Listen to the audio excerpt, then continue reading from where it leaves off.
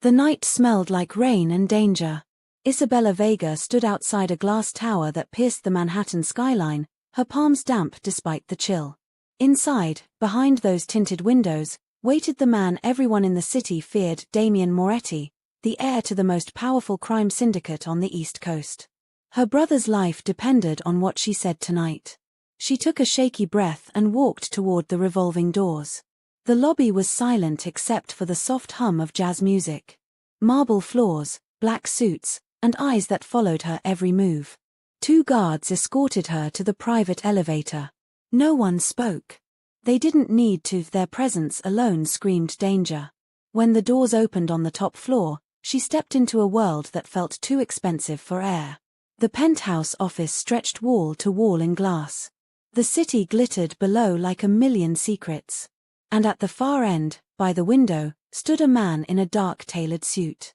Miss Vega. His voice was low, smooth, and cold. You kept me waiting. I came as soon as your men called, Isabella said. Her voice sounded too small in the huge room. Damian turned, and she understood why people whispered his name with fear. He was beautiful the way storms are beautiful, something you couldn't look at without knowing it could destroy you. Sharp jaw, black eyes that held no mercy, and a calmness that was more frightening than anger. Do you know why you're here? He asked. Isabella's throat tightened. It's about my brother. Please, whatever he owes I can pay, just give me time. Damian's lips curved slightly. It wasn't a smile. Time is a luxury your brother doesn't have. He walked toward her, each step deliberate. The sound of his shoes against marble echoed like a heartbeat. He stole from me, Damian said quietly. $500,000, to be exact. Money that was supposed to move through my network, not vanish into his gambling habits.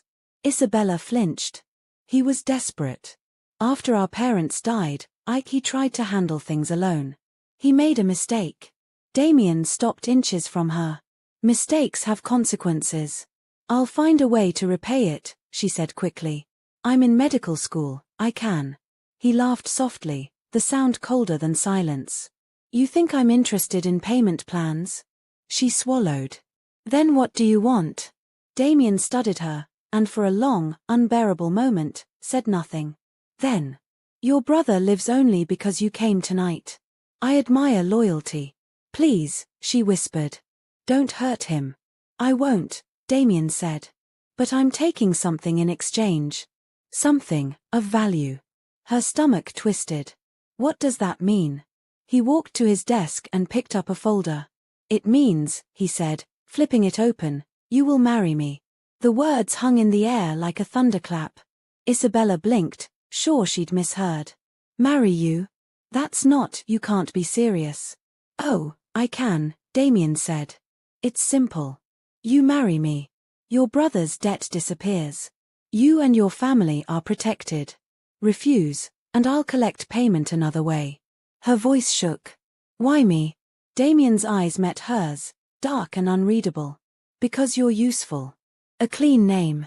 No criminal record. You'll make me look respectable to certain business partners. He tilted his head slightly. And because I can. You're insane, she breathed. He smiled faintly. Possibly. But insanity is expensive, Miss Vega. I suggest you don't make me prove it. For a long moment, Isabella stood frozen, every instinct screaming to run, but where could she go? Her brother was already at risk. She had no money, no power, no one to protect her. The world she'd stepped into tonight had no mercy. What happens if I say yes? She asked quietly. Damian closed the folder. Then your brother walks free, and your family stays safe. You'll live in my home. You'll obey my rules. And in public, you'll be Mrs. Moretti. And in private. His gaze didn't waver. In private, you'll remember that this marriage is a business arrangement. Nothing more. The finality in his voice stole her breath. And if I say no? He looked at his watch. Then in exactly 1 hour, your brother's body will be found in the Hudson River. The room tilted. Isabella pressed a hand to her chest, fighting for air. You're a monster. He didn't deny it. You have 59 minutes to decide. He turned away, returning to the window as if the conversation were over. The city lights reflected off the glass, painting his reflection in gold and shadow. Isabella's mind raced options, escapes, anything. There were none. At last, her voice came out, small and broken. "I'll do it." He didn't move. "Say it clearly." "I'll marry you," she said, louder this time. "Just, don't hurt my brother." Damien finally faced her. "Good girl." He pressed a button on his desk. "Marco, prepare the papers." A tall man entered moments later, placing a thin stack of documents on the table. Isabella stared at them as Damien handed her a pen. "Sign," he said. Her hand trembled. "This is crazy." "This," Damien said quietly, "is survival." She signed. When she looked up, he was watching her, his eyes unreadable. He reached out and lifted her chin lightly between his fingers. "Welcome to the family, Mrs. Moretti," he murmured. "Let's hope you don't regret it." The wedding was over in 7 minutes. A courthouse ceremony, no guests, no flowers, only a judge who didn't dare ask questions and 2 signatures that sealed a deal made in fear. When the ring slid onto her finger, Isabella felt its weight like a shackle. Outside, cameras flashed, staged photos for the press. Damien's hand rested lightly on her waist, his grip firm enough to warn, soft enough to deceive. To the world, they looked like a glamorous couple. To her, it felt like being paraded on a leash. When it was done, Damien escorted her to a black limousine waiting at the curb. The rain had started again, streaking the windows as the city blurred past. She sat stiffly across from him, clutching her small purse. "So what now?" she asked. "Now," he said, without looking at her, "you move into my home." She stared out the window. "Do I get to pack a bag, or is that against the rules too?" His lips twitched. "You'll find your things already there." She turned sharply. "How would you?"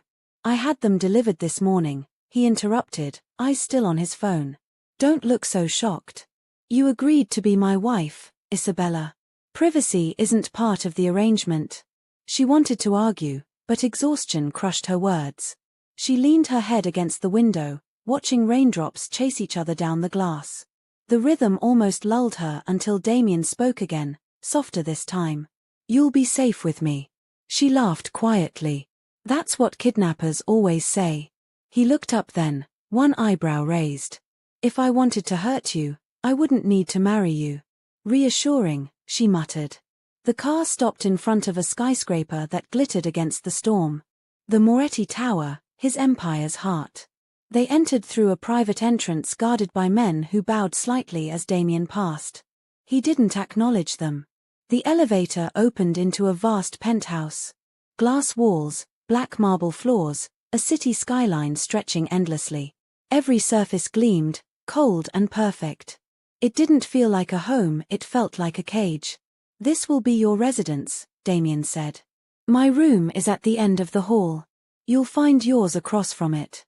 Isabella walked slowly through the space, heels clicking on the polished floor. "It's beautiful," she said quietly, then added under her breath, in a terrifying sort of way. Damien poured himself a glass of whiskey. "You'll get used to it." "I doubt it." He turned, studying her. "You're not like most people who walk into this place." "I'm not supposed to be here at all," she said. He sipped his drink, unbothered. "Nevertheless, here you are." Silence stretched between them. Isabella felt his gaze like a physical touch, heavy, assessing. She folded her arms across her chest. "So, Mr. Moretti, what exactly does a business wife do?" "Appear at events when needed," he replied. "Smile when cameras are on. Stay out of my business otherwise." "That's it. That's it." She exhaled slowly. "And if I don't follow your rules?" He set down his glass, walked toward her, and stopped so close she could feel the heat radiating from his body. "Then I'll remind you who owns the contract you signed." The words hit like a slap. Isabella forced herself not to step back. "I'm not a possession." Damien's voice lowered. "Then don't act like one." Their eyes locked, her defiance meeting his control until finally, he stepped away. "Dinner is at 8. You may eat or not. I don't care." He walked toward the hallway, his tone casual, his presence anything but. And, Isabella, he said without turning, don't wander into my office. Curiosity has consequences. The door closed behind him with a soft click. For a long time, Isabella stood in the silence of the penthouse, surrounded by glittering glass and empty space. Rain streaked down the windows like tears she refused to shed. Somewhere below, the city kept moving, people laughing, living, unaware of the cage 60 floors above. She walked to the window, pressing her palm against the cool glass. Her reflection stared back, pale, hollow-eyed, wearing a stranger's ring. You're in over your head, she whispered to herself. Behind her, the elevator chimed, a signal that Damien had left. Relief flooded her chest, followed quickly by something else she couldn't name. Curiosity? Fear? Both. She wandered through the penthouse, drawn by the quiet hum of luxury. Every room looked untouched, too perfect. In the master hall, she paused before a door, his office. The one he'd warned her about. Her hand hovered over the knob. Curiosity has consequences, he'd said. She turned away, for now. In her new bedroom, she found her belongings neatly arranged, exactly as she'd left them in her tiny apartment. Her favorite books, her perfume, even her worn sneakers, all placed precisely, disturbingly, as if someone had studied her life in detail. On the nightstand lay a note in crisp handwriting. You'll be safe here. Keep your word, and I'll keep mine. DM. She sank onto the bed, heart pounding. Safe. The word felt hollow in this place. Outside, lightning flashed. The sound of rain against glass filled the room. Isabella pulled her knees to her chest and whispered into the dark, "What have I done?" Down the hall, in his office, Damien Moretti watched the security feed, her image on the screen, small and trembling but unbroken. His jaw tightened. "Mrs. Moretti," he murmured to himself, swirling the amber in his glass. "You'll learn to stop being afraid of me." He paused, eyes narrowing slightly. "Or maybe," he whispered, "I'll learn to be afraid of you." Days blurred into nights that felt exactly the same. The penthouse was vast, silent, and full of cameras hidden behind glass and marble. Isabella could feel them watching her, quiet reminders that privacy no longer belonged to her. She woke early every morning, out of habit from medical school, only to realize there was nowhere she needed to go. No lectures, no patients, no purpose. The housekeeper, Lucia, brought her breakfast on a silver tray, fruit, coffee, toast arranged like an offering, and always the same polite smile that never reached her eyes. "Mr. Moretti likes order," Lucia said one morning when Isabella asked if she could go out. "He prefers his wife safe inside." Safe? Isabella echoed. Or silent? Lucia didn't answer. The penthouse was a masterpiece of glass and shadows. The living room stretched wide enough to echo when she spoke. There were rooms full of books, rooms with nothing but art, rooms she wasn't allowed to enter at all. The city sparkled beneath her feet, mocking her freedom.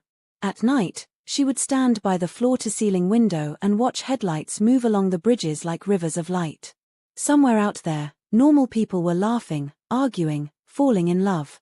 She pressed her hand to the cold glass.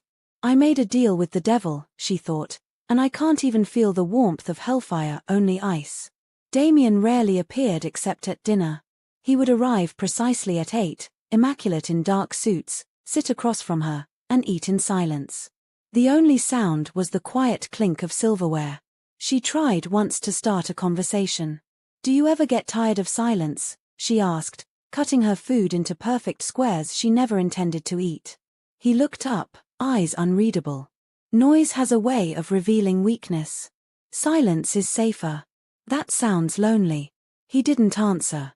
After a while, she realized that Damien's silence wasn't emptiness, it was calculation. He watched her the way a scientist might watch a specimen, curious, controlled, detached. Yet sometimes, just sometimes, she caught him looking at her as if he was memorizing something he couldn't admit to wanting. One night she broke first. "Do you enjoy this?" she demanded suddenly, pushing away her plate. "Watching me pretend I belong here?" He raised an eyebrow. "You agreed to belong here. I agreed to save my brother's life. You turned me into decoration." Damien set down his glass carefully. "Be careful, Isabella. Decoration can be broken. And what happens when you break me? She shot back. Do you find another woman to sign a contract? His chair scraped against the marble as he stood. He came around the table, slow and deliberate, until he stood just behind her chair. His voice was quiet, dangerous. Most people know better than to provoke me. Most people aren't your wife, she whispered. A tense silence filled the space between them. He didn't touch her, but the air crackled like static. Then he stepped back, exhaling through his nose. You should eat, he said simply, as though nothing had happened. After he left, Isabella sat alone in the huge dining room, trembling but strangely proud. For the first time since signing the papers, she'd pushed back and he hadn't punished her for it. That night she dreamt of storms, dark water, lightning splitting the sky, and Damien's eyes glimmering through the rain like mirrors of the sea. When she woke, she found a single white rose on her nightstand. No note, just the flower, fresh and perfect. She didn't know whether it was an apology or a warning. By the second week, isolation started to press on Isabella like a weight. The walls were too white, the silence too deep. Every sound became amplified, the hum of the refrigerator, the whisper of the elevator, the faint echo of her own footsteps. So she started exploring. Most doors were locked, but one morning she found an open door leading to a small music room. A piano stood by the window, black and glossy, keys gleaming like teeth. She hadn't played since her mother's death. Tentatively, she pressed a note. The sound filled the room, pure and fragile. She played another, then another, until her fingers remembered melodies her heart had forgotten. She didn't notice Damien at first. He stood in the doorway, silent as a shadow. Keep going, he said softly. Isabella froze. I didn't know you were there. I've been listening, he said. It's unexpected. She turned to face him. Music? Or the fact that I'm capable of it? Both. He stepped into the room. The tension between them shifted, less threat, more curiosity. He leaned against the piano, watching her hands. What were you playing? Something my mother taught me. He nodded once. She must have been kind. She was, Isabella said quietly. Before the world took her kindness and turned it into a weakness. Damien's expression flickered, just a crack, then gone. Weakness, he repeated. People use that word as if it's shameful. It isn't. It's dangerous, he said. And danger demands control. Control, Isabella echoed. That's what this is for you, isn't it? Marrying me, control. He didn't answer, but his silence was confirmation enough.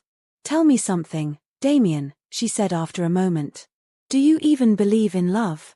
He looked at her for a long time, then said quietly, I believe in loyalty. Love is just loyalty with bad timing. The words hit her harder than she expected. That's the saddest thing I've ever heard.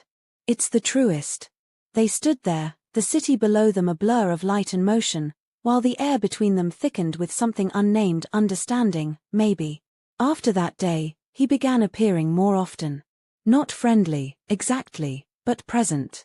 Sometimes he would ask about her studies, her childhood, her dreams of becoming a doctor. He never offered details about himself, but small glimpses slipped through. A scar on his hand from a knife fight, a mother he refused to speak of, a brother lost to betrayal. Each revelation made him more human and therefore more dangerous.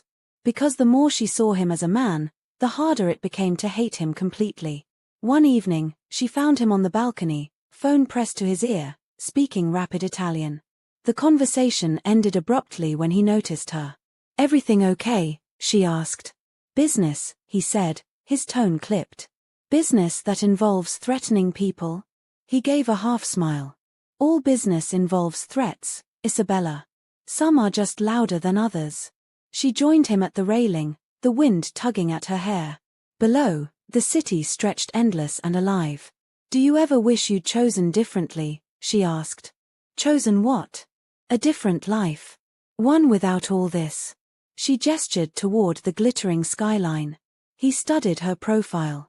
If I'd chosen differently, I wouldn't have met you. Her breath caught. That sounds dangerously close to a compliment.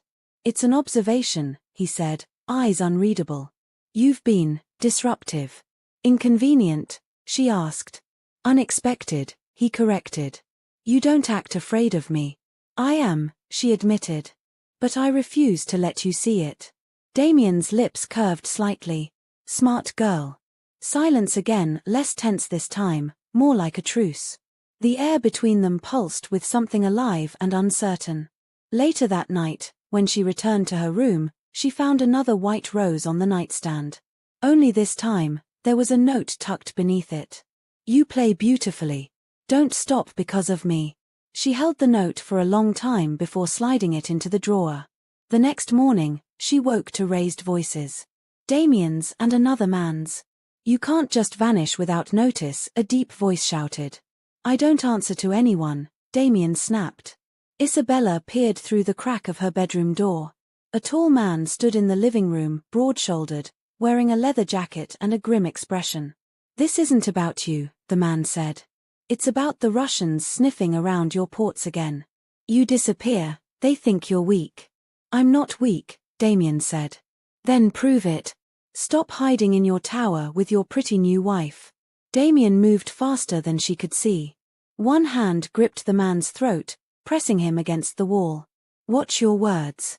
The man raised his hands in surrender, coughing. Fine. Message received. When Damien let go, the man left without another word. Isabella stepped out cautiously. That how you handle all disagreements? He turned, still simmering with controlled fury. You shouldn't be eavesdropping. Hard not to, when someone's shouting about my existence. He sighed, rubbing a hand over his jaw. That was Luca. His family. Or was. Does he always accuse you of hiding? Only when he's right, Damien said. Their eyes met, and something fragile passed between them, an understanding of what it meant to be trapped by your own choices. He broke the moment first. Pack a small bag. What? Why? He straightened his cuffs. Change of scenery. We're leaving tonight. Where? You'll see. I'm not your property, she snapped. He looked at her then, eyes like shards of obsidian. You signed a contract that says otherwise. She swallowed hard, refusing to back down. Maybe one day I'll tear it up. Maybe one day I'll let you, he said quietly, and walked away. That evening, as the city lights flickered on, Isabella stood by the window with the white rose in her hand. The scent was faint now, fading like her certainty about everything she thought she knew. Behind her, the elevator chimed. Damien stepped out, coat over his arm, expression unreadable. Ready? He asked. No, she said honestly. He offered his hand. Good. The best journeys start that way. For a heartbeat, she hesitated. Then, slowly, she placed her hand in his. The glass doors closed behind them with a quiet hiss. The elevator descended, and Isabella felt the strange pull of something she didn't yet understand, a dangerous mix of fear and curiosity.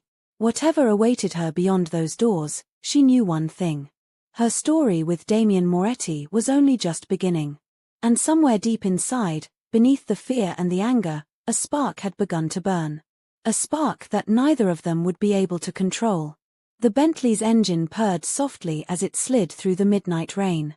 The city outside was a blur of light and motion, fading fast behind them. Isabella sat in silence, her hands clasped in her lap, the small suitcase at her feet the only possession she'd been allowed to pack. Damien drove himself. No driver tonight. The wipers cut through the rain in sharp, rhythmic strokes, and the soft glow from the dashboard painted his face in pale gold and shadow.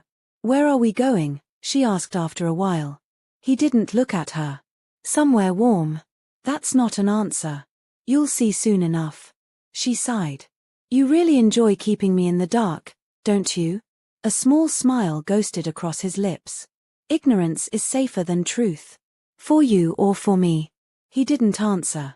The car wound its way toward the coast, through industrial streets that smelled faintly of salt and metal. Eventually, the skyline gave way to the dark stretch of the harbor. Isabella's pulse quickened when she spotted the rows of yachts glittering under floodlights. You're joking, she said, staring as Damien stopped beside a private dock. He turned off the engine, finally meeting her eyes. Do I look like a man who jokes? A crewman in a black raincoat approached, bowing slightly. "Sir. Everything is prepared." Damien nodded once. "Good." Isabella stepped out of the car and into the rain. It was warmer here, the air thick with sea mist. The yacht waiting for them gleamed like a floating mansion, sleek, impossibly white, the name Tempest painted across its hull. Her throat tightened. "You can't be serious." "We're taking that." Damien took her suitcase from her hand, motioning for her to follow. "It's faster than flying." "Faster to where?" "You ask too many questions," he said lightly. "And you give too few answers." He glanced at her over his shoulder, eyes glinting. "You'll survive the suspense, Mrs. Moretti." The crew greeted them with quiet efficiency. Within minutes, they were aboard, and the rain had softened to a misty drizzle. Damien led her through the main salon, polished wood floors, glass walls, leather seats that probably cost more than her entire apartment had. "You have a strange idea of change of scenery," she murmured. He stopped at a door and opened it for her. "This is your room." Her eyebrows rose. "My room. My quarters are next door. We'll be at sea for a week, possibly 2. Try to stay out of restricted areas." She crossed her arms. "Define restricted." His mouth quirked. "The captain's bridge, the engine room, and my patients." "I'll keep that in mind." He looked at her for a long moment, long enough that she felt heat crawl up her neck, then turned to leave. "We sail in 30 minutes. Get some rest."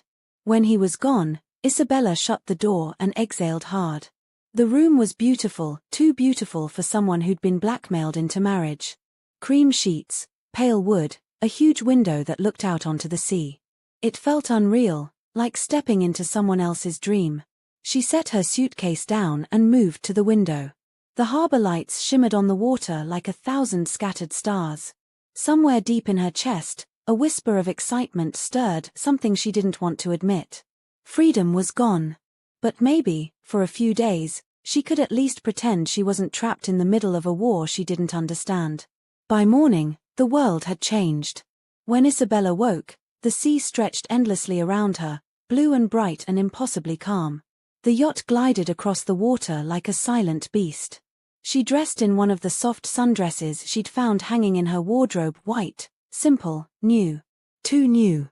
Someone had chosen these clothes for her. She stepped onto the deck, the sunlight dazzling her eyes. Damien stood near the railing, shirt sleeves rolled up, his expression turned toward the horizon. "Morning," she said cautiously. He turned, and for a moment, she saw something startlingly human in his face, relaxation, maybe.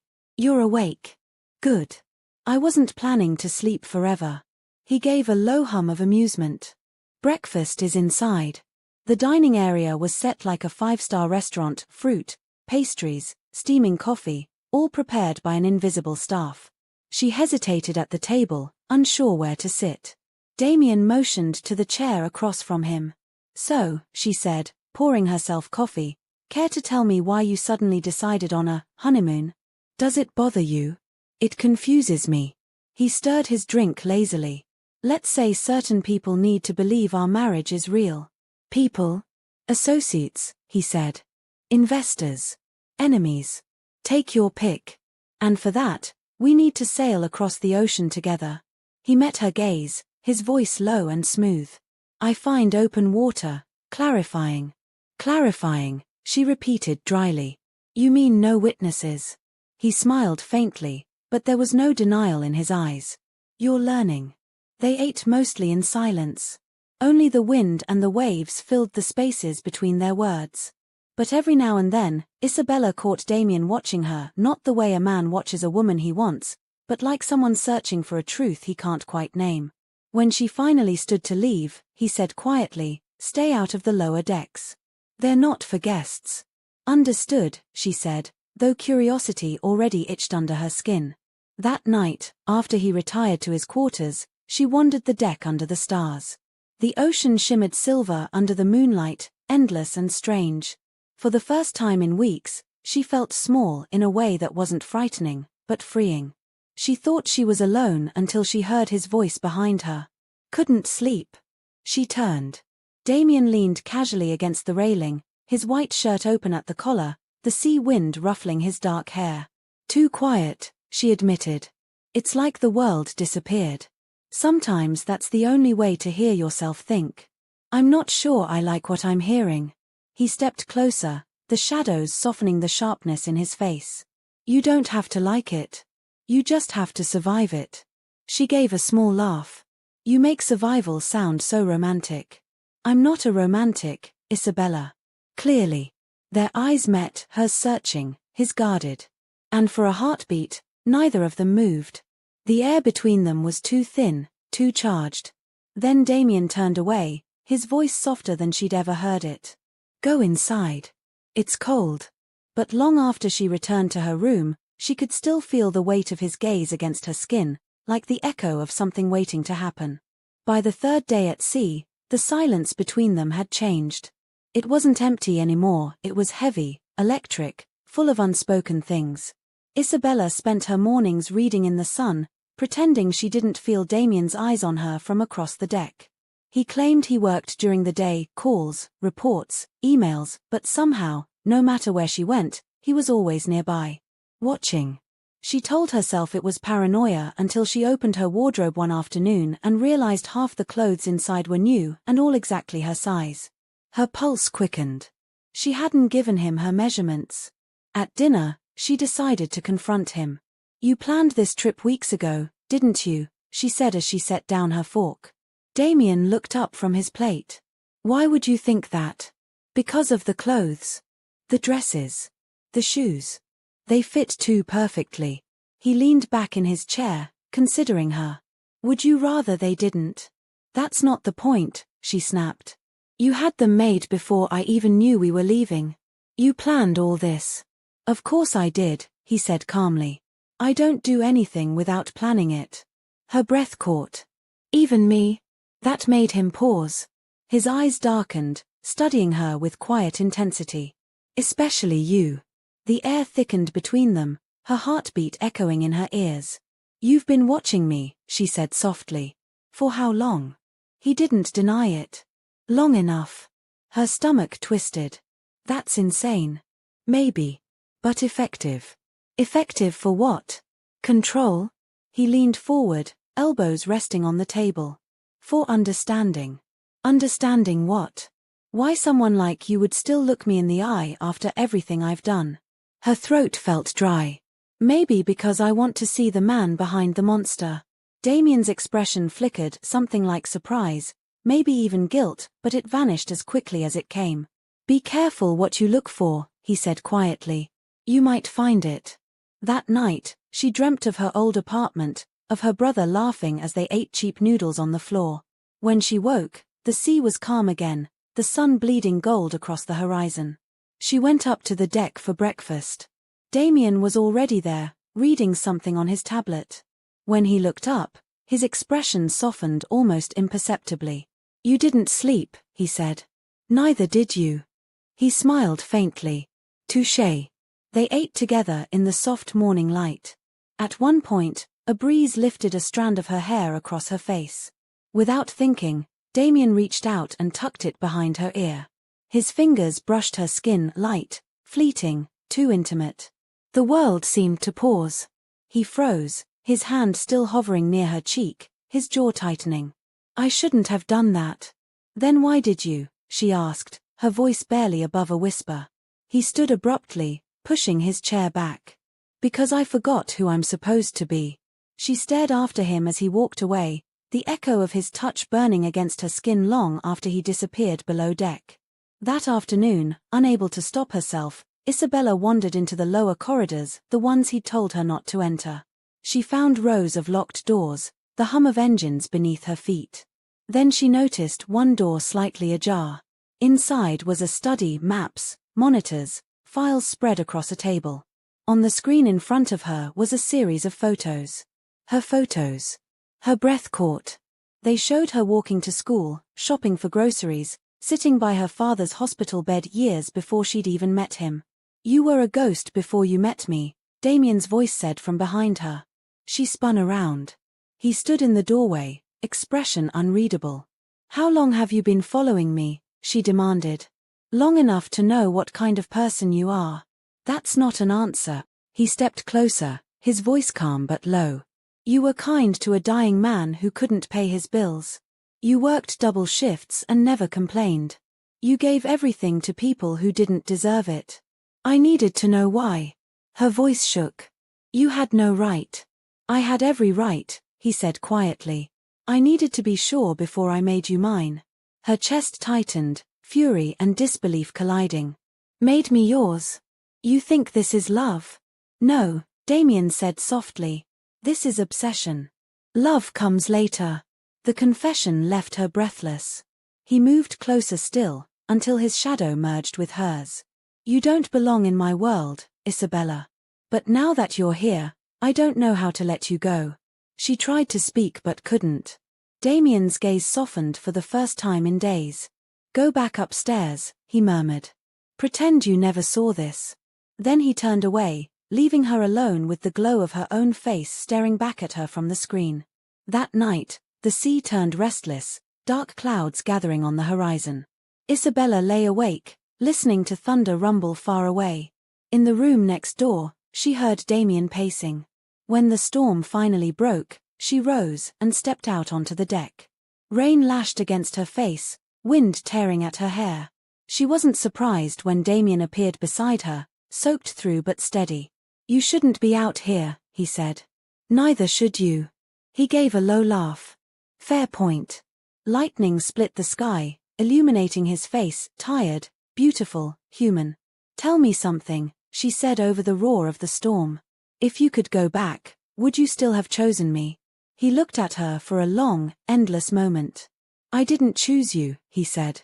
You were inevitable. And before she could speak again, he kissed her. It wasn't gentle. It wasn't careful. It was everything that had been building since the night she signed her name beside his anger, longing, surrender. When he finally pulled away, his voice was rough. Now you understand why I tried to stay away. Raindrops ran down her face, mingling with tears she hadn't realized she was shedding. I understand, she whispered. And I hate that I do. They stood there, two broken souls beneath a raging sky, knowing the storm outside was nothing compared to the one that had just begun between them. By dawn, the storm was gone, leaving the world washed clean. The sea stretched like liquid glass, the air sharp with salt and sunlight. The yacht, the Tempest, drifted toward a distant shore, an island so green it looked unreal. Isabella stood at the deck rail, still shaken by the night before. Damien hadn't spoken to her since the kiss. He'd vanished below deck, leaving her drenched and trembling, unsure if what happened had been real or just another test of control. Now, as the island grew closer, she forced herself to breathe evenly. The coastline glimmered in the sun, white sand, palm trees, a villa nestled on the hill like something from a dream. Where are we? She asked when Damien appeared beside her, his dark shirt unbuttoned at the collar, sleeves rolled up. My private island, he said simply. Of course it is, she murmured. He almost smiled. You'll like it here. There are no cameras. No guards, you'll see. She caught the way he said that, you'll see. So, there are guards I won't see? There's always someone watching, he replied, his tone matter-of-fact. It's how I stay alive. And how you keep others trapped, she said softly. He looked at her, something unreadable passing through his eyes. You're still angry. You kissed me, she snapped. Then acted like nothing happened. I was trying to protect you. From what? From me. The yacht slowed as it neared the dock. Damien turned to the crew, barking orders in Italian. Isabella watched, struck by how easily people obeyed him, how even the sea seemed to bend around his will. When the engines quieted, he gestured toward the villa. Come. I'll show you your new prison. The villa was a masterpiece of stone and shadow, perched high above the sea. Inside, sunlight spilled across marble floors, the scent of jasmine drifting through open windows. You live here alone? Isabella asked as they stepped into the main hall. I live everywhere, he said. But this is the only place that feels quiet. She looked around, her eyes drawn to a grand piano in the corner, a wall of books, a staircase spiraling upward. It was too beautiful, too still. It's like something out of a dream. Or a lie, he murmured. The housekeeper, an older woman named Rosa, appeared and greeted Damien in Italian. She gave Isabella a warm but wary smile before showing her to a room overlooking the ocean. "I made it ready," Rosa said gently. "You will rest." "The master, he works too much. Does he ever stop?" Isabella asked. Rosa's expression softened. "Not since he lost his brother." Isabella frowned. "He told you that?" "No," Rosa said. "But grief leaves its mark. You'll see."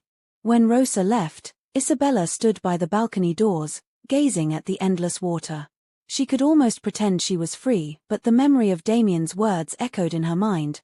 There's always someone watching. Later, she joined him on the terrace for dinner. The air was warm, the horizon burning gold as the sun sank into the sea. "This place is beautiful," she admitted quietly. "It's a facade," he said. "Every beautiful thing is. Even me." He looked at her then, something raw flickering across his face. "Especially you." She didn't know whether to feel insulted or seen. They ate mostly in silence. The only sounds were the waves below and the clink of silverware. When she set down her glass, she noticed his hands, strong, elegant, scarred. She wondered what kind of violence had left its story in his skin. After a while, he said, "You're safe here, Isabella. No one can reach you." She met his gaze. "You mean no one can find me?" His lips curved slightly. "Same thing." She pushed her chair back. "You keep using that word, safe. But what you really mean is trapped." "I mean protected," he said, voice low. "The world you came from doesn't forgive weakness." "Neither do I." "Then why bring me here?" she demanded. "Why not just let me disappear?" He stood, his expression unreadable. "Because I didn't want you gone." That night, she couldn't sleep. The house was too quiet, the kind of silence that hums with hidden noise. She walked barefoot through the halls, her curiosity pulling her deeper. She passed paintings, doors slightly ajar, and one long corridor lined with old family photos. In the center hung a portrait of a boy, young, dark-haired, eyes full of mischief. Underneath it, a brass plaque read, Matteo Moretti, 1990 to 2012. She stared at the dates. Damien's brother. Gone before he'd turned 23. A sudden noise made her jump, a door closing somewhere behind her. She turned, heart hammering. Couldn't sleep. Damien's voice came from the shadows. She spun around. "You scared me." "You're wandering," he said. "I told you not to. I wasn't doing anything wrong." "Curiosity," he said softly, "is how most people die." She crossed her arms. "Then I guess I'm living dangerously." He stepped closer, until she could smell the faint scent of smoke and salt on his skin. "You have no idea how dangerous I am." She met his gaze without flinching. "Then show me." For a second, he didn't move. Then his jaw tightened, and he stepped back. "Go to bed, Isabella." "Why?" "Because if you stay," he said, voice low and steady, "I won't stop myself." She turned away before he could see her blush, but her pulse refused to calm. Behind her, she heard him exhale. Then his footsteps faded down the hall. The next morning, the sea was bright and still. Isabella sat on the terrace, sketching the coastline in a notebook she'd found in her room. She didn't hear Damien until his shadow fell across the page. "You draw," he said. She jumped slightly. "It helps me think." "What are you thinking now?" "That I might be losing my mind." He smiled faintly. "It's a good place for that." They fell into a strange rhythm that day, quiet meals, long silences, occasional conversation that felt too sharp, too intimate. The island was paradise, but beneath it, something restless stirred. And that night, curiosity finally won. It began with a sound, faint, mechanical, like a door clicking shut somewhere down the hall. Isabella rose from bed, heart pounding. The moonlight spilled silver across the marble floor as she slipped barefoot into the hallway. The house was still, except for that quiet hum. It led her toward the east wing, toward the one place Damien had told her never to enter. His office. She hesitated outside the door. Her hand hovered over the knob. "Curiosity has consequences," he'd said. She turned it anyway. The door creaked open, revealing a study lined with books and sleek black monitors. Papers were scattered across the desk. The faint glow from the computer screens cast the room in eerie light. She stepped closer. On one screen, maps and coordinates blinked. On another, her face. Photos. Videos. Dozens of them. Her at the hospital. At her apartment. On the subway. Each dated long before she'd met him. Her knees went weak. He hadn't just been watching her since the deal. He'd been watching her for years. She clicked a file. The screen filled with handwritten notes. Subject, Isabella Vega. Age 23. Strengths, intelligent, compassionate, adaptable. Weaknesses, loyalty, guilt. Observation, unpredictable. Possibly dangerous to my focus. She backed away, bile rising in her throat. You shouldn't be in here. His voice came from the doorway, calm, low, terrifying in its stillness. She turned. Damien stood there, barefoot, shirt half-buttoned, eyes dark as the sea at midnight. How long? She whispered. Long enough. Why? He didn't move. Because you remind me of something I lost. Her voice trembled. Your brother? He looked away. Mateo trusted the wrong person. He died because of it. I swore I'd never make that mistake again. So you decided to spy on me. I decided to understand you. By invading my life. Yes, he said quietly. Because I needed to know if you were a weakness or a weapon. She stared at him, anger and disbelief twisting inside her. You think I'm some kind of tool? I thought you might be, he said. Until I met you. Then what am I now? He took a slow step forward. A mistake I can't undo. The words stole her breath. You don't mean that. I do, he said, voice strained. Because the moment I saw you walk into my office, I stopped thinking like a man who wants control. She shook her head. You're insane. Probably, he admitted. But I don't regret it. He reached for her hand. She pulled back. Don't. Isabella. No, she said sharply. You followed me, manipulated me, trapped me. You don't get to touch me like it means something. Something flickered in his expression, pain, fleeting and real. You think this is easy for me? That I wanted this? Then what do you want? She demanded. His voice broke low and quiet. Peace. And you ruin that every time you walk into a room.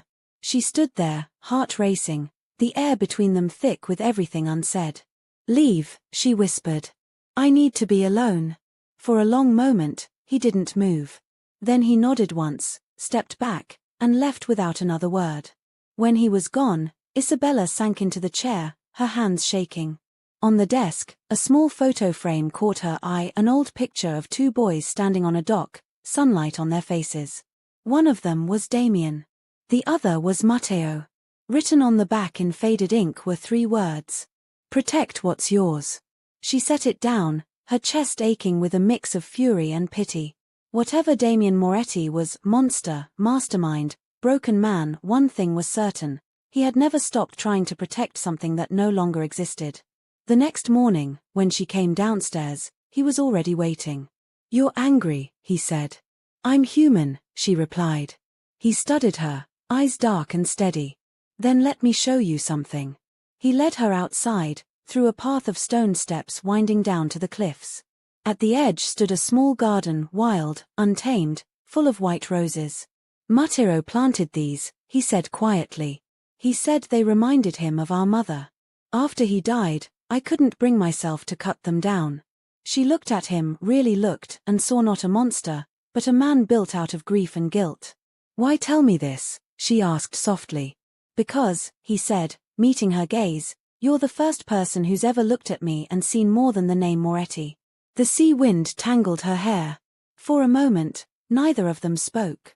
Then he said, you should rest. Tomorrow, we talk about what comes next. What does come next? He smiled faintly. That depends on how much truth you can stand. As he walked back toward the villa, Isabella stood among the roses, the wind tugging at her dress.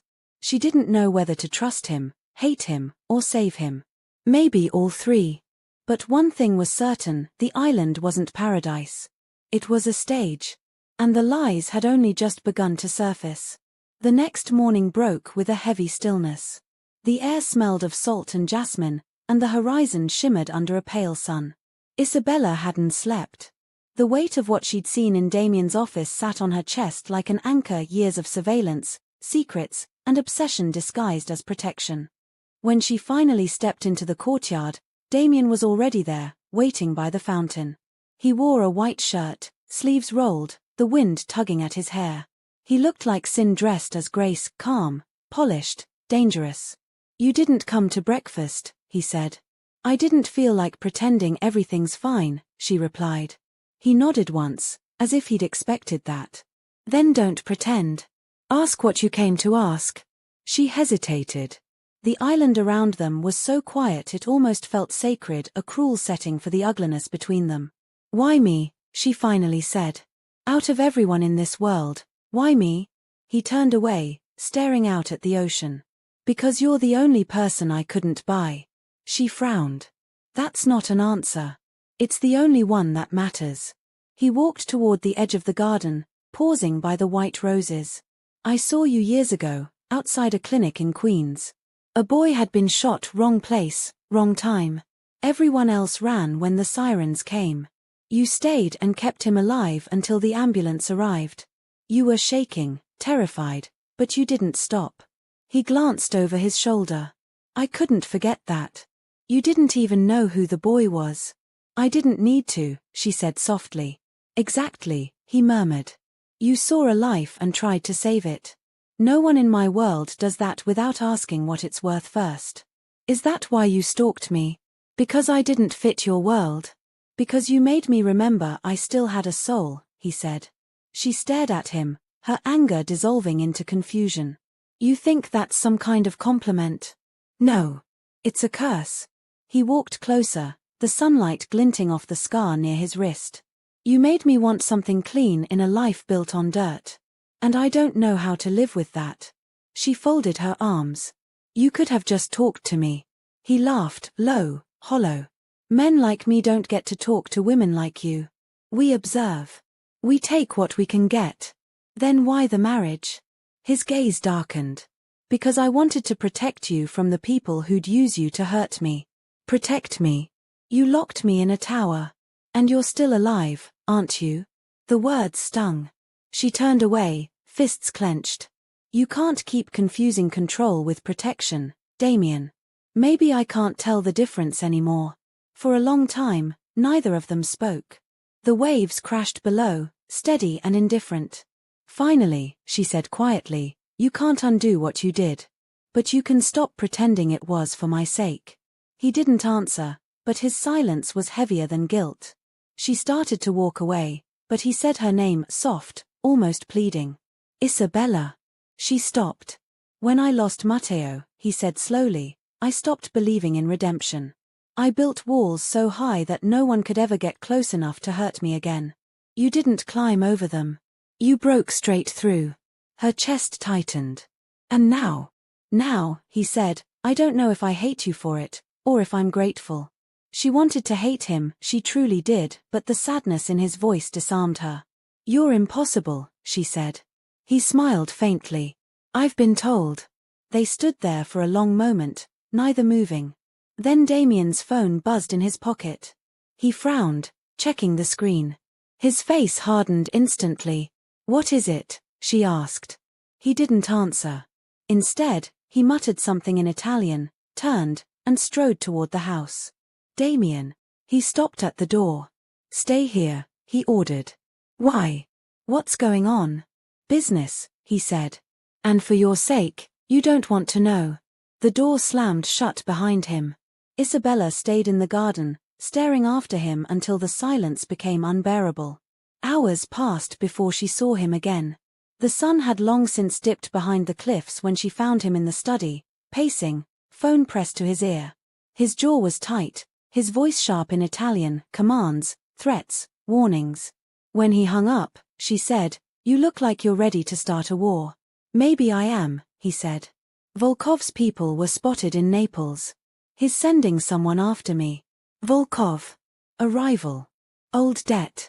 He's been waiting for a weakness." She frowned. "And that's me." Damien looked at her, eyes cold. Yes. The word landed like a blow. So what now? Now, he said, I make sure he never touches you. By locking me up again.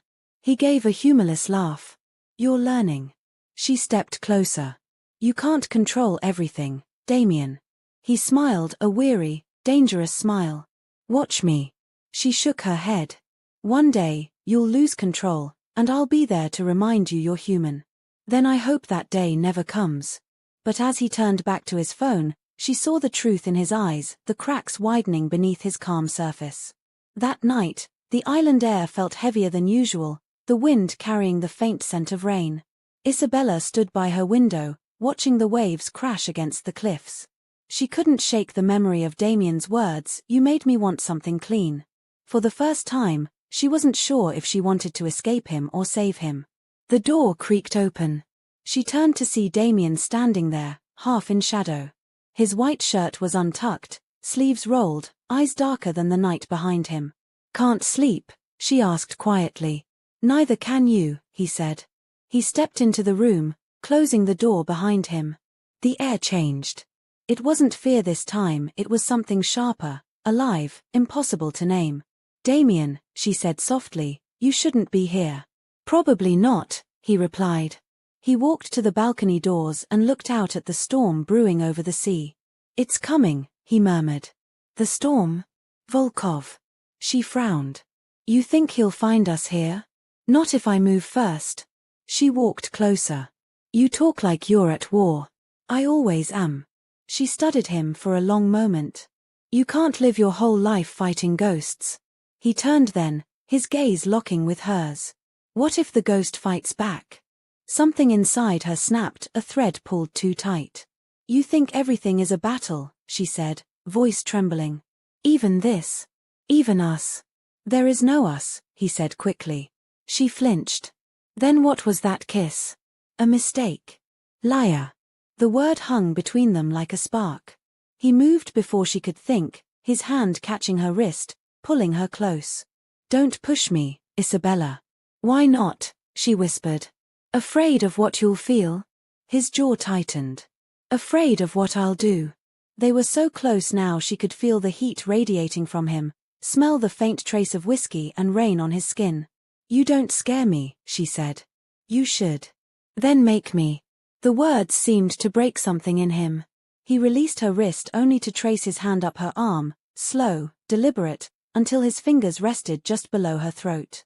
His touch wasn't cruel, it was careful, almost reverent. "You have no idea what you do to me," he said, his voice barely a whisper. "Then tell me," she breathed. "I dream about you," he said, eyes dark with confession. "Every night since the day you walked into my office. You look at me like I'm not a monster, and I hate it. I hate that it makes me want to be better." She met his gaze, heart pounding. "Then stop fighting it." He shook his head. "You don't understand. In my world, love isn't salvation. It's leverage. And I can't afford another weakness." "Then stop calling it weakness," she said. "Start calling it what it is." "What is it?" "Hope." The word hit him like a blow. He froze, then laughed softly, bitterly. "Hope is for people who still believe they deserve peace." "You do," she said. He stared at her for a long, breathless moment, and then the storm outside cracked open, thunder shaking the sky. Damien reached out, pulling her into his arms. The tension that had been burning between them for weeks ignited. The kiss that followed wasn't gentle. It was the kind that erased reason, that made the world fall away until there was nothing but heartbeat and breath. It was fury, need, forgiveness, all tangled together. When he finally pulled back, his voice was rough. "Tell me to stop." "I can't," she whispered. For a moment, neither of them moved. The thunder rolled again, louder this time, shaking the villa. He rested his forehead against hers, his breath uneven. "You're going to ruin me." "Maybe you need to be ruined," she said. That made him smile, a real one, faint and human. "You don't know what you're asking." "Maybe I do." He drew back, studying her face as if trying to memorize it. "I don't deserve you," he said quietly. "Then earn me." The lightning flared outside, painting the room in gold and silver. Damien's hand lingered against her cheek before he turned and walked out without another word. When the door closed, Isabella sank to the floor, her chest heaving. The sound of the storm echoed through the villa, but it wasn't the thunder that kept her awake, it was the memory of his voice when he said hope. She knew now that something had changed. Whatever this was between them, obsession, redemption, danger, it had crossed a line. And once crossed, there was no going back. By morning, the storm had passed, leaving behind a strange calm. Damien was gone again, off somewhere making calls, giving orders, preparing for whatever battle was coming. Rosa brought Isabella breakfast on the terrace, pretending not to notice her swollen eyes or the way her hands trembled. Storms, Rosa said with a knowing smile, they clear the air. Isabella looked out at the endless blue horizon and thought, or they destroy everything in their path. That night, she found Damien by the cliffs again, staring out at the sea. Volkov's men will come, he said, without looking at her. He'll use you to reach me. You need to be ready. Ready for what? For the truth, he said. And for what comes after it. The moonlight cut across his face, half in shadow, half in light, like the man himself. She realized then that she wasn't afraid anymore. Not of him. Not of what came next. Whatever storm waited on the horizon, she would face it, with or without him. And deep down, Damien Moretti knew it too. He just didn't know yet which one of them would survive it. The morning sun cut through the clouds like a blade. The air over the island felt too still, too sharp, the kind of silence that comes right before something breaks. Damien hadn't slept. He stood on the villa's balcony, phone in hand, staring at the horizon as though he could will the ocean to stay calm. A message blinked on his screen. Volkov made contact. He knows about the girl. The words burned. He pocketed the phone and turned toward the sound of footsteps behind him. Isabella stood in the doorway, wearing one of the white dresses he'd chosen. The wind tugged at her hair, making her look like a ghost of the peace he could never have. You're tense, she said softly. Always, he replied. Something's wrong. He didn't answer. Damien. Finally, he met her eyes. Volkov knows you're here. She froze. How? Does it matter? He snapped, then caught himself. His voice softened. He's been waiting for an opening. You are the opening. Her pulse quickened. So what do we do? He walked past her toward the study. We don't panic. We prepare. She followed him, the echo of his boots against the marble floor unsettlingly calm. You make it sound simple. It is simple, he said. People who underestimate Volkov die. And what about people who underestimate you? He stopped. They die faster. He opened a drawer and pulled out a black pistol, checking the chamber with mechanical precision. The sight of it made her stomach twist. You don't have to do this alone, she said. He glanced at her, almost amused. You want to help? I'm not useless. No, he said quietly, you're not. That's what makes this so dangerous. He set the gun aside and reached for a folder of documents. Volkov's not after money. He wants leverage. He'll send someone close, someone who can get inside the walls without me noticing. Can that even happen? He gave a humorless laugh. It already did. Once. Your brother, she whispered. His jaw tightened. Matero trusted a man who said he wanted peace. Volkov slit his throat and left him in the street. Her chest ached. I'm sorry. Don't be, he said. Just don't make me bury anyone else I care about. The way he said care about made her heart falter. She wanted to reach out, to bridge the distance between them, but before she could, a sharp buzz cut through the air, Damien's encrypted phone ringing. He answered. Speak. A voice on the other end, static-laced and urgent. Damien's face changed as he listened. His hand clenched around the edge of the desk. When he hung up, his voice was deadly calm. They took your brother. Isabella's blood ran cold. What? Volkov's men grabbed him in Brooklyn. They sent a message. He handed her a photo, her brother, bruised, tied to a chair, a knife pressed against his throat. The caption underneath read, Trade the girl for the boy. 24 hours. Isabella's knees nearly gave out. No, oh God. Damien caught her before she fell. "Breathe," he said firmly. "I'll handle it." Tears blurred her vision. "You can't go alone. It's a trap." "Of course it's a trap." "Then don't." He looked at her, his face unreadable. "You think I'll let him hurt your brother? I think he'll kill you both." He brushed a tear from her cheek with his thumb. "Then I'll take him with me." She caught his wrist. "You promised to protect me. Not by dying for me." He didn't answer. His silence said enough. That evening, as the sun bled red across the sea, Damien began to make his plans. Men arrived by helicopter, his lieutenants, silent and efficient. They spoke in low tones, loading crates of weapons and gear onto the yacht. Isabella watched from the balcony, her heart breaking. Lucia, the housekeeper, appeared behind her. "He won't listen to reason," she said. "I have to make him." "Men like Damien don't change their minds," Lucia said. "Only their fates." When Damien came upstairs, she blocked his path. "You're not going without me. This isn't negotiable. Neither is my family." He exhaled sharply. "You're not trained for this." "I'm trained to save lives." "This isn't saving. This is killing." "Then you'll need someone to remind you which is which," she said. He looked at her, jaw tight. "You think you can stand in my world without getting blood on your hands?" "I already have," she whispered. "Yours." He flinched at that.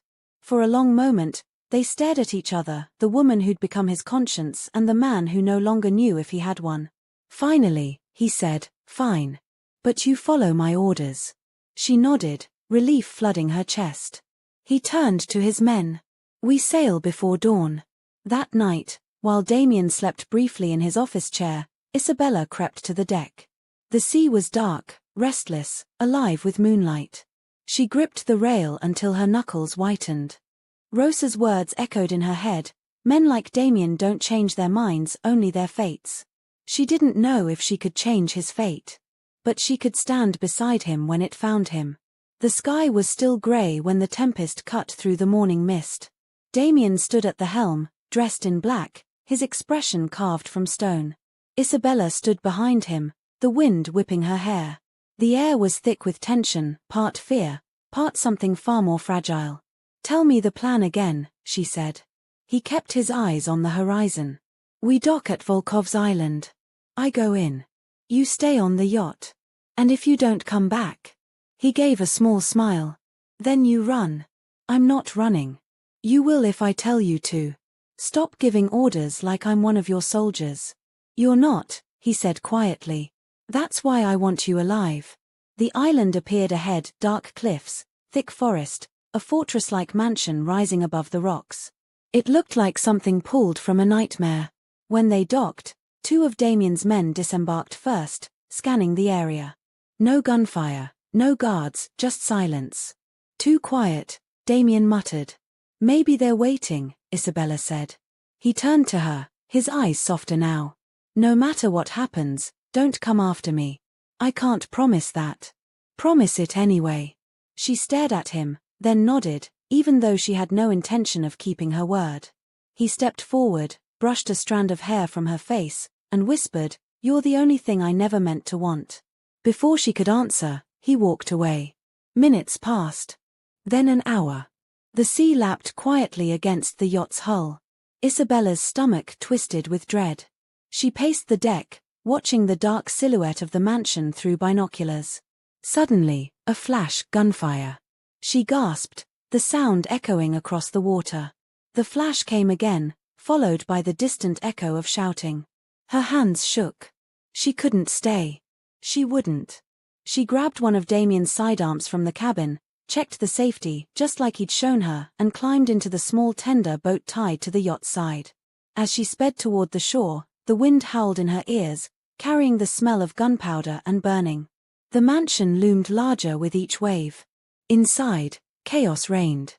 Damien had been right, it was a trap. Volkov's men surrounded him, guns drawn, faces masked.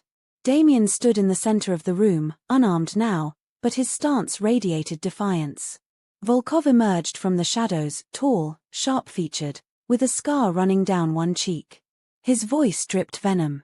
The great Damien Moretti. Finally, the devil comes to collect. Where's the boy? Damien asked, calm despite the guns. Volkov smirked. Safe. For now. He motioned, and two men dragged Isabella's brother into the room, beaten but breathing. Let him go, Damien said. You think you're in a position to negotiate? Volkov sneered. I think you want something, Damien said. And you're too smart to kill me before you get it. Volkov laughed. Maybe. Or maybe I just want to watch you break. He snapped his fingers, and two men stepped aside, revealing Isabella in the doorway, pale and trembling, gun still in her hand. Ah, Volkov purred. The famous wife. She couldn't stay away. Damien's eyes went wide. Isabella. I had to, she began, but he cut her off. Drop the gun. No. Volkov chuckled. How touching. The lamb walks into the slaughterhouse. Damien stepped between them. Let her go. I'm the one you want. Volkov circled him slowly, a predator enjoying the fear in the air. You killed my brother. You burned my business to the ground. Now you come offering yourself like some kind of martyr. If it keeps them alive, Damien said. Volkov tilted his head. And if I say no? Damien smiled, small, deadly. Then I take you with me. Before Volkov could react, Damien moved, a blur of motion. He disarmed one guard, fired twice, and chaos exploded. Gunfire shattered the air. Isabella dove behind a pillar, clutching her brother's arm as bullets ripped through the walls. Go. Damien shouted. Run. She hesitated, heart pounding. Then she saw him fall, a hit to the shoulder, blood blooming through his shirt. Damien, she screamed. He staggered but stayed upright, firing until his gun clicked empty. Volkov had vanished into the smoke. Get him out, Damien gasped, grabbing her arm. I'm not leaving you. He pressed something into her hand, a small flash drive, slick with his blood. If I don't make it. Don't say that. Find Luca. He'll know what to do. Damien. He shoved her toward the door just as the floor shook with another explosion. Fire and smoke filled the hall. She turned once, saw him framed in the flames, gun raised, defiant to the last. Then everything went black. When Isabella woke, she was lying in a speedboat. The sun was rising. Her brother was beside her, bandaged and unconscious. The island was behind them, smoke rising into the sky. Damien, she croaked. No answer. Only the sound of the waves and the cry of distant gulls. She pressed the flash drive to her chest, tears spilling freely. He'd kept his word, her brother was alive. But Damien Moretti was gone. And she didn't know if she'd ever see him again. The sky over the sea was grey when Isabella woke for real. The boat drifted quietly in the open water, engine silent, her brother still breathing beside her. His face was pale, bruised, his pulse weak but steady. She sat up slowly, every muscle aching, her clothes still damp from smoke and seawater. The horizon behind them was a distant blur of black smoke rising from Volkov's island. Damien, she whispered, the word breaking apart in the wind.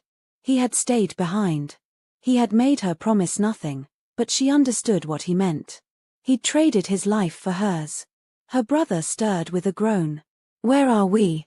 Alive, she said, though her voice trembled. He tried to sit up, wincing. Did he? He saved us, Isabella said. He saved you. The words felt heavy, final. She steered the small boat toward the east, following the coordinates Damien had once mentioned, a safe house, he'd said, if anything ever went wrong.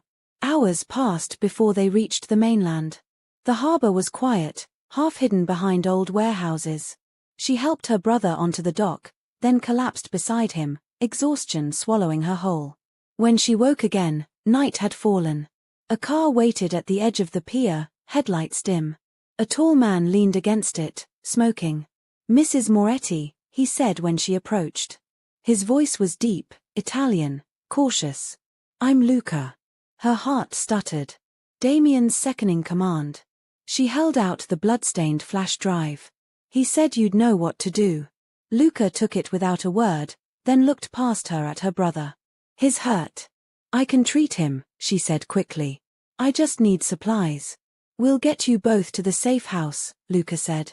He motioned to the driver. Bring them. The ride was silent. The roads blurred into darkness, the city lights fading into open countryside. Finally, the car stopped before a walled estate smaller than Damien's island, but fortified. Luca opened the door for her. You're safe here, he said. She followed him inside, through narrow halls lined with old photos and maps. The air smelled faintly of cedar and smoke. Luca led her into an office. Sit, he said. I don't want tea or comfort, Isabella snapped. Tell me where he is. Luca studied her for a long moment. The island burned. No body was recovered. That doesn't mean he's dead. He exhaled through his nose. It means he's either dead, or he doesn't want to be found. Her voice cracked. You don't understand. Oh, I understand, Luca said quietly. I've seen men like him my whole life. Damien doesn't die easy. But he doesn't forgive easy either. He turned the flash drive over in his hand. Whatever's on this, it's important enough that Volkov would kill for it. Then open it, she said. Luca inserted it into a laptop. Lines of encrypted data appeared. After a moment, a folder opened labeled simply Inheritance. Inside were bank records, offshore accounts, names of officials, and at the very bottom, a video file titled Matteo. Luca hesitated. You sure you want to see this? Yes. He pressed play. The screen flickered to life. A young man appeared, Damien, but younger, laughing beside his brother Matteo. They were on a dock somewhere, holding fishing rods. Then the camera shifted, showing Volkov standing behind them, smiling. Family business, the younger Damien said in the video. Volkov's helping us expand into Europe. Then the footage changed, chaos, shouting, gunfire. The camera fell sideways, showing Matteo bleeding on the ground, Damien screaming his name. The recording ended abruptly. Isabella stared at the screen, her hands trembling. He kept this. Luca nodded. Proof. Volkov betrayed them. Damien's been building a case ever since. A case, she said bitterly. He's a mafia boss, not a lawyer. Even devils need leverage, Luca said. But if Volkov's still alive, this file could burn his entire empire. She looked down at the drive. Then we finish what Damien started. Luca raised an eyebrow. You? Yes. He chuckled softly. You sound like him already. Good, she said. Because I'm not stopping until I find him. Days passed. Isabella stayed at the safe house, tending her brother's wounds and studying the data on the flash drive. Each file painted a clearer picture. Damien hadn't just been fighting Volkov. He'd been dismantling a network of corruption that reached from New York to Moscow. Every night, she replayed the video of him and Matteo, memorizing the laughter that had once belonged to the man she thought was incapable of it. Then, one evening, Luca entered with a grim look. We found something. What? Satellite footage. Volkov's island. Someone escaped before the fire reached the mansion. The figure's build matches Damien's. Her heart leapt. Where? Southern Italy. A private airstrip outside Naples. If he's alive, that's where he'll go. She grabbed her coat. Then take me there. Isabella. Take me there. Luca sighed. You're just as stubborn as he said. He said that. More than once, Luca said. Usually before throwing a glass at the wall. She almost smiled. Then let's go. They left at dawn. The sky over Naples was a dusty pink, the air heavy with sea wind and smoke. The car rolled through narrow streets and up a winding mountain road until the airstrip came into view. Luca stopped the car. This is where the trail ends. No, Isabella said. It's where it begins again. She climbed out before he could argue, scanning the hangars. Birds wheeled overhead. A plane engine hummed faintly in the distance. Then she heard a voice, deep, familiar. Isabella. She turned. He stood there. Damien. His left arm was bandaged, his face bruised, his shirt torn, but he was alive. For a moment, she couldn't breathe. Then she ran to him, and he caught her as if she'd never left his arms. I thought you were dead, he murmured. So did I. She pulled back just enough to look at him. You stayed on that island. You let me think you were gone. I had to finish it, he said. Volkov's dead. It's over. She shook her head. It's not over. He took everything from you. Damien touched her face, thumb brushing away a tear. And you gave something back. She wanted to be angry, to shout, to demand why he kept pushing her away, but all she could do was hold him tighter. You don't get to disappear again, she whispered. He smiled faintly. Then I guess I'll have to live. They returned to the safe house by nightfall. Luca greeted them at the door, eyebrows raised but saying nothing. Damien looked weaker than he wanted to admit. When Isabella insisted on cleaning his wounds, he tried to refuse, but one look from her silenced him. Sit, she ordered. He obeyed, watching her as she worked, disinfecting cuts, wrapping gauze, her hands steady even when her eyes weren't. You shouldn't have gone back for me, he said quietly. You shouldn't have made me need to. He smiled faintly. Fair point. She tied off the last bandage, then met his gaze. You're done running, Damien. I wasn't running. Then what do you call vanishing into a fire? Strategic withdrawal. She rolled her eyes. You're impossible. He caught her hand before she could pull away. And you're still here. Their eyes locked, and the air between them shifted, no longer filled with unspoken fear, but with something tender and raw. I saw the video, she said softly. He froze. Matteo. I understand now. He shook his head. You can't understand what it's like to bury your brother and know it's your fault. It wasn't. It was, he said, voice cracking. I trusted Volkov. I sent Matteo into that meeting. I gave the order. She cupped his face in her hands. You've been punishing yourself ever since. He didn't deny it. Then stop, she said.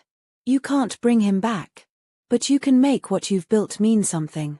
Damien closed his eyes, leaning into her touch. You make redemption sound easy. It's not. But it starts with wanting it. He opened his eyes, and for once, they weren't the eyes of a crime lord. They were the eyes of a man who'd finally stopped hiding. I don't deserve you, he said again. Then earn me, she whispered. He smiled a tired, real smile. I'll try. Over the next few days, the villa filled with life again. Luca's men repaired equipment, patched comms, rebuilt networks. Damien spent hours at his desk, reorganizing files, tying loose ends. Isabella watched him, wondering if this was what peace looked like for men like him, not quiet, but purpose. One evening, she found him standing on the terrace, staring at the stars. Thinking, she asked. Always. About what? About how long it'll last. She joined him, their shoulders brushing. Maybe it's not about how long. Maybe it's about what we do with it. He looked down at her, and for once, didn't argue. Weeks passed. Her brother recovered. The flash drive's data was transferred to allies Damien trusted, enough evidence to dismantle what remained of Volkov's syndicate. Then, one night, Luca walked in with a folder. It's done, he said. Your enemies are gone. Damien took it, scanning the pages, then closed it slowly. No, he said. They'll never be gone. But they'll remember. Luca nodded and left. Isabella watched him quietly. What now? Damien set the folder down. Now, we live. Together, she asked. He smiled. If you'll still have me. She stepped closer, her voice barely a whisper. Always. The next morning, Damien called a meeting of his men. They gathered in the courtyard, waiting as he stood before them, no suit, no armor, just a man reclaiming his life. The war is over, he said. 4 years, we built empires out of blood and fear. Matteo died for that. I nearly did too. It ends here. The men exchanged uncertain looks. We rebuild differently, he continued. No more corruption. No more ghosts. Luca gave a small nod of respect. Isabella stood in the doorway, watching him with quiet pride. He looked up once, and their eyes met, a silent promise that whatever came next, they would face it together. That night, as the moon rose over the mountains, Damien and Isabella sat by the fire. He poured them both wine, his hand brushing hers as he passed the glass. To survival, she said. He lifted his glass. To second chances. They drank in silence, the crackle of fire filling the space between them. After a long pause, Damien said, "Do you ever think about the day we met?" "Every day," she said. "If I could change it." "You wouldn't," she interrupted. "Because it brought us here." He smiled faintly. "You sound certain." "I am." He leaned in, voice low. "Then I'll stop doubting." Their lips met, not out of desperation this time, but out of something steadier. Something that felt like peace. Outside, the night air carried the scent of rain and roses. Inside, the devil and the doctor, the sinner and the savior, finally found the kind of quiet neither had believed existed. Morning came soft and bright, with sunlight spilling through the curtains like liquid gold. The war that had consumed Damien Moretti's world was finally over, yet peace felt foreign, almost fragile, like something borrowed. Isabella woke to the sound of birds outside, the smell of coffee, and the faint hum of life returning to the villa. For the first time in what felt like years, she didn't wake to fear. She lay still for a moment, staring at the ceiling, wondering if this was what normal people felt when the world stopped trying to kill them. When she finally rose and entered the kitchen, she found Damien there, sleeves rolled up, trying to make breakfast. It was almost funny, the man who once commanded armies now glaring at a pan like it was a rival crime lord. "You're doing it wrong," she said, smiling. "I'm improvising." "Burning eggs isn't improvising, it's surrender." He gave her a look, half amusement, half mock offense. "You think you can do better?" "I know I can." She took the spatula from his hand, brushing his fingers. For a second, they stood there, side by side, the silence easy for once. Damien leaned against the counter, watching her. "You know, I've faced assassins, betrayals, explosions, but cooking with you might be the most dangerous thing I've done." "Because you don't trust me with fire?" "Because I trust you too much," he said. She turned, caught off guard by the softness in his tone. "You're getting sentimental, Mr. Moretti. Don't tell anyone. It'll ruin my reputation." They ate together on the terrace. The sea below was calm, glittering under the sun, as if the world had decided to forgive them both for surviving. After breakfast, Damien spread maps and papers across the table, plans for restructuring what remained of his business. "You're still working?" she asked. "Always. Power doesn't vanish just because I stopped wanting it. I have to make sure it doesn't fall into worse hands." She leaned over his shoulder, scanning the papers. "You're turning your empire into a legitimate network." He nodded. "Real estate. Logistics. Clean money. It's time." "Why now?" He looked at her, eyes steady. "Because for once, I have something worth protecting that doesn't come with blood on it." Her chest tightened. "You mean me?" He smiled faintly. "Who else?" The days that followed were quiet but filled with movement, Damien's men rebuilding, Luca handling negotiations, and Isabella helping oversee shipments of supplies and medicine to the villages that had been caught between rival territories. She found purpose again. He found peace in watching her work. One afternoon, she caught him standing by the window, staring down at her as she spoke with a group of locals. When she looked up and smiled, something in his expression changed, less like a man guarding a secret, more like someone finally letting it go. That night, they sat outside, the stars sharp and clear above them. "Do you ever think about what comes after all this?" she asked. He exhaled, the sound almost a laugh. "I don't know how to live outside of war." "Then learn." He glanced at her. "With you. Only if you ask nicely." He smiled. "Marry me again." Her breath caught. "What?" He shifted toward her, serious now. "This time, no contracts, no debts. Just you and me. You already own a ring for me. I don't want a ring that started with a threat." She looked into his eyes, dark, tired, but alive. "You really mean it?" "For once, I mean everything." Tears gathered in her eyes. "Then ask properly." He took her hand, kissed her knuckles, and said softly, "Isabella Vega, will you marry me not because I need you, but because I choose you?" Her voice broke as she whispered, "Yes." It wasn't grand this time. There were no cameras, no reporters, no business partners. Just a small chapel on a hill overlooking the sea, white roses climbing the walls, and a handful of people who had lived through enough war to understand peace when they saw it. Isabella stood before the mirror in a simple ivory dress, her hair loose, her heartbeat wild. Rosa helped pin a small flower above her ear. "You look like light itself," Rosa said softly. Isabella smiled. "He won't know what to do with himself." "Oh, he'll figure it out," Rosa replied with a knowing grin. Downstairs, Damien waited near the altar, wearing a tailored black suit, his posture straight but his hands betraying a quiet tension. Luca stood beside him, pretending not to notice the uncharacteristic flicker of nerves. When Isabella appeared at the chapel door, the entire room seemed to still.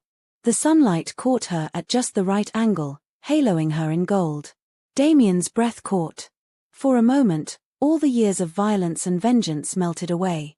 He didn't see the woman who had challenged him, fought him, defied him. He saw the reason he'd finally stopped running.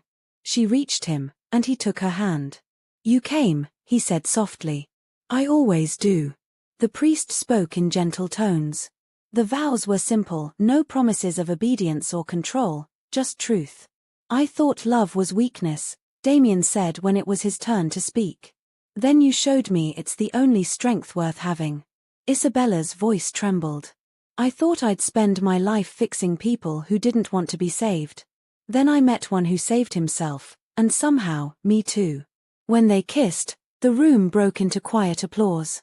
Luca even smiled, a rare thing. Afterward, they walked out into the sunlight, the sea wind tugging at Isabella's veil. Damien took her hand and kissed her palm. "So," she said, laughing softly, "what now, Mr. Moretti?" He looked out at the horizon. "Now we start again. Clean." She raised an eyebrow. "Clean? You?" He smirked. "Mostly clean." They spent the rest of the day walking along the cliffs. The air smelled of salt and roses. For the first time, the world didn't feel like an enemy. That evening, the celebration was small: music, laughter, candles flickering in the courtyard. Luca made a toast, half sarcastic, half sincere. "To the woman who managed to do what none of us could, make the boss smile like a human being." Everyone laughed, and Damien shook his head. "Careful, Luca.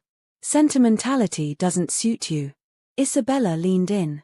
"Neither did marriage suits you once." He smiled. "And yet, here I am." Later that night, when the guests were gone, they sat by the edge of the fountain, bare feet in the cool water. The moonlight painted the world in silver. "Do you ever think Matteo would approve?" Isabella asked. Damien's expression softened. "He'd call me an idiot for waiting this long." "Then maybe you'll listen next time he's right." He chuckled quietly. "Maybe." Silence fell, but it was a good silence, the kind that didn't need to be filled. He reached into his pocket and pulled out something small, a folded photograph. It was the one she'd seen before, Damien and Matteo, younger, laughing on the dock. But now there was something new written on the back. "Protect what's yours." He handed it to her. Matteo wrote that the day he died. "I didn't understand it then. I thought it meant guarding what's mine through power. And now." He met her gaze. "Now I know it means protecting it by living." She smiled through tears. "Then live." He kissed her forehead. "With you, I already am." The next morning, the sun rose over the sea, brilliant and gold. Damien woke early, as he always did, but instead of reaching for his phone or his gun, he simply watched Isabella sleep beside him, peaceful, unguarded, alive. For the first time in years, the future didn't look like a battlefield. It looked like a beginning. He whispered, almost to himself, "For Matteo. For her. For us." Outside, the wind shifted, carrying away the last remnants of smoke and war. The island was quiet again, the water calm, the roses blooming white along the path. And somewhere in that stillness, Damien Moretti, the man who had once sworn never to love, never to hope, finally allowed himself to believe in both. The air over the island had turned warm and heavy, the kind that carries the scent of salt and rain. Life in the villa had settled into rhythm, mornings spent rebuilding the gardens, afternoons filled with business calls, evenings quiet except for music and laughter. It was peace, uneasy, fragile, but real. Yet peace never stayed long for men like Damien Moretti. He had begun receiving messages again, unmarked envelopes, unsigned texts, traces of someone moving in the dark corners of the empire he thought he had buried.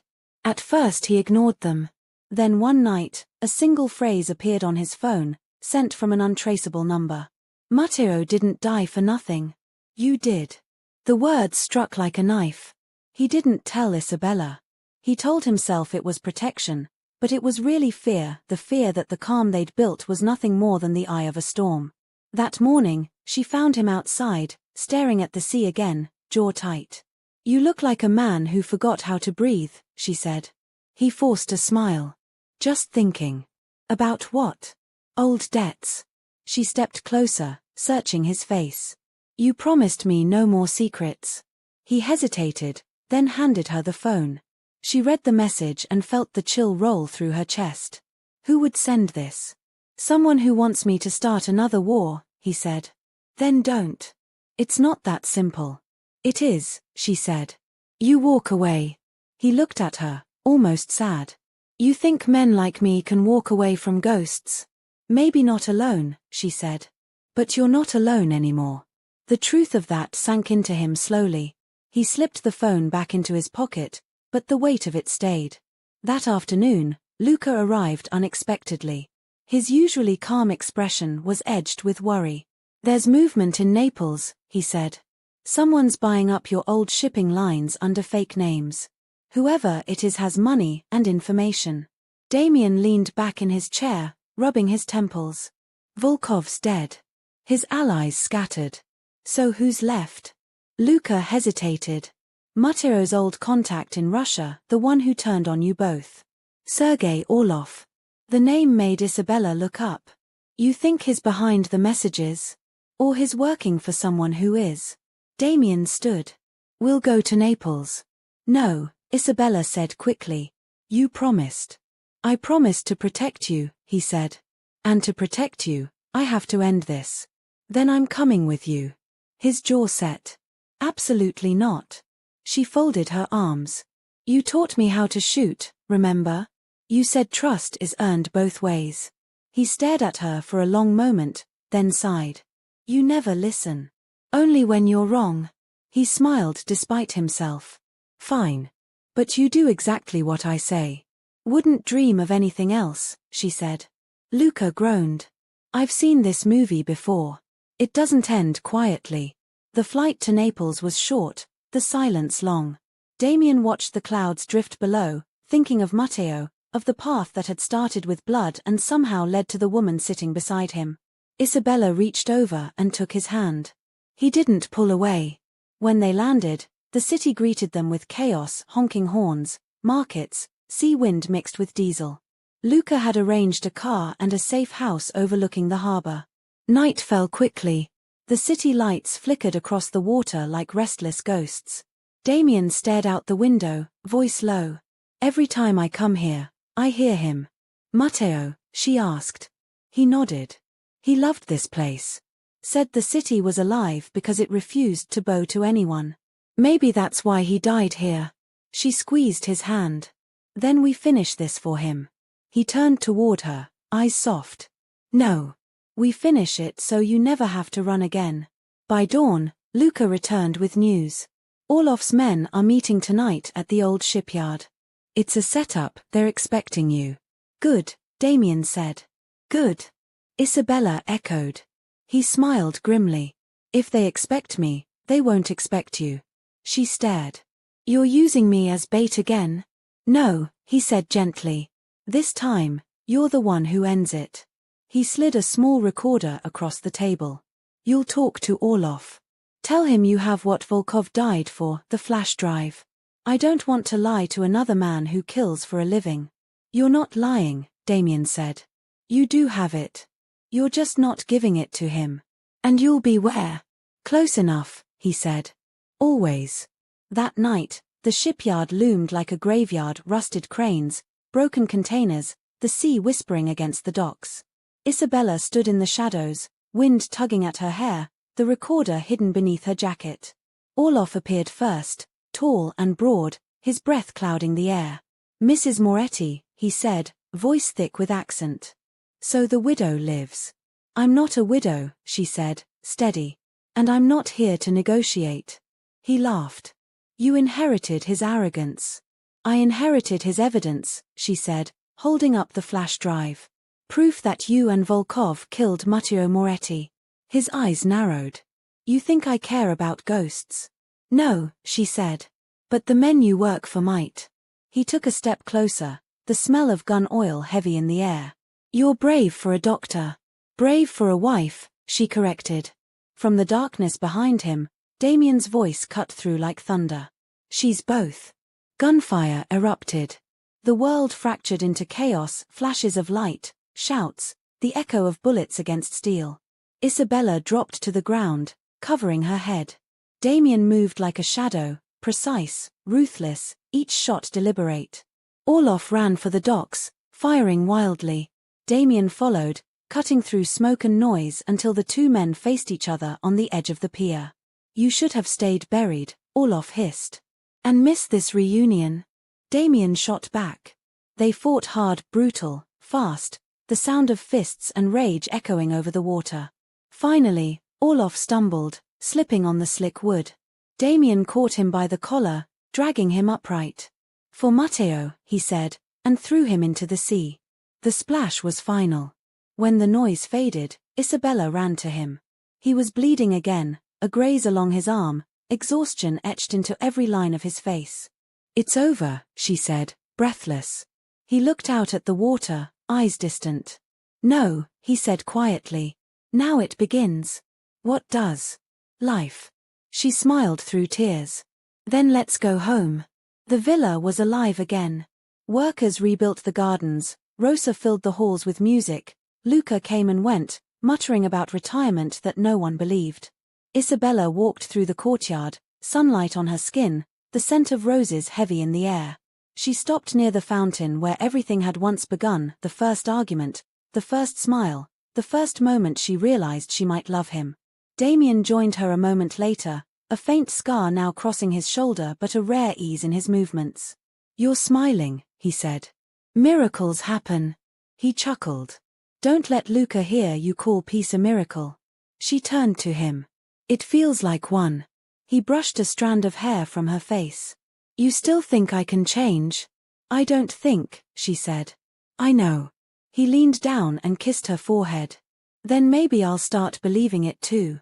That evening, they held a small dinner for everyone who'd stood by them. Luca, Rosa, a handful of loyal men who'd traded blood for loyalty and lived to tell the tale. Wine flowed, laughter spilled through the rooms. At one point, Luca raised a glass. To the boss who finally learned to stop acting like one. Damien rolled his eyes. To the friend who never shuts up. The room erupted in laughter. Later, when the guests were gone and the candles burned low, Isabella found him sitting by the window, looking out at the dark sea. You still can't sleep? She asked. He shook his head. I keep expecting the past to knock on the door. It won't, she said, sitting beside him. You buried it. He looked at her, a faint smile playing at the corner of his mouth. And if it does? She rested her head on his shoulder. Then we answer it together. Weeks later, Damien stood in the garden alone, the same photograph of him and Matteo in his hand. He traced the faded words, protect what's yours. For years he thought it meant guarding, hoarding, controlling. Now he understood. Protection wasn't possession, it was love without fear. He looked up to see Isabella watching from the balcony, her hair lifted by the wind. Their eyes met, and he felt the strange peace that comes only when every war inside you has finally gone quiet. The seasons shifted. The island bloomed. Sometimes the locals whispered about the man who once ruled half the underworld and now spent his days restoring vineyards and financing hospitals in the nearby towns. They said his wife had saved him. Others said he'd saved himself. The truth, as always, lay somewhere between. One evening, Isabella found him writing at his desk. What are you doing? She asked. He handed her a letter. For Luca. I'm giving him the last of the businesses. I'm done. She smiled. You mean it? He nodded. It's time. She took his hand. Then what do we do now? He thought for a moment. We live quietly. Grow things instead of burning them. Flowers. Maybe. Or vineyards. Something that outlives me. She laughed. And if trouble finds us again? He looked at her, eyes full of warmth. Then we remind it that we've survived worse. That night, the island was calm, moonlight silvering the waves. They walked along the shore barefoot, the tide cool against their feet. Isabella stopped and looked at him. Do you ever think about the beginning? The deal, the threats, everything? He nodded slowly. Every day. And if you could change it? He smiled. I wouldn't. Because every wrong turn led me here. She slipped her arms around him, resting her head against his chest. Promise me something, she whispered. Anything. If the past ever comes back, don't face it alone. He kissed her hair. You have my word. The waves rolled in, soft and endless, washing away the last traces of what they once were, two broken souls bound by violence, now remade by love and quiet defiance. Above them, the stars burned bright, and for the first time, Damien Moretti didn't see them as reminders of what he'd lost. He saw them as proof of what he'd found. Every love has its price, and every empire has its ghosts. If you felt the fire, the danger, and the heartbreak in Damien and Isabella's story, don't let it end here. Hit subscribe to stay with me for the next chapter in this world of power, passion, and betrayal. Drop a comment below. What would you have done in Isabella's place, stay, or run? And if you want more stories where danger meets desire, smash that like button, share the love, and join the family. Because here every story burns deeper than the last.